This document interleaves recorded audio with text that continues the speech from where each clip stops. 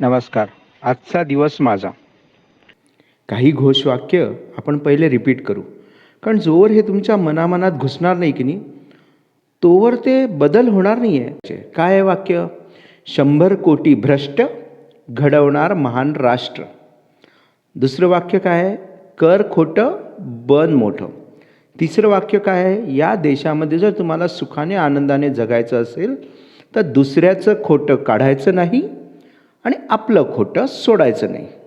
मी नेहमी म्हणतो, सरकार आणि सरकारी कर्मचारी आणि त्यांची नीती, तुम्ही किती पण शिव्या द्या, किती पण हलकटसारखं बोला, पण यांची जी नीतिमत्ता आहे ना, ही अजून बदललेली मला दिसतच नाही आहे.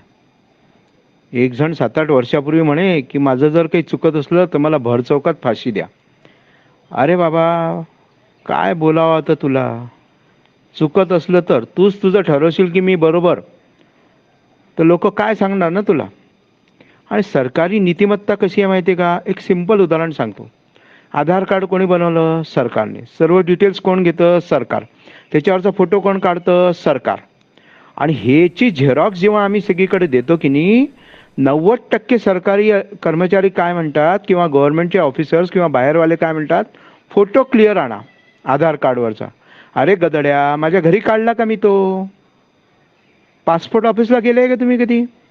पासपोर्टवर कसं क्लिअर मेन्शन आहे, व्हाईट बॅकग्राऊंड पाहिजे, फोटो 85% पूर्ण फेस पाहिजे, फेसवर क्लिअरिटी पाहिजे, बुबुळ पांढरे समोर दिसले पाहिजे, कारण ती इंटरनॅशनल कम्युनिटी आहे. आणि आपली सरकारी नीतिमत्ता अशीच आहे.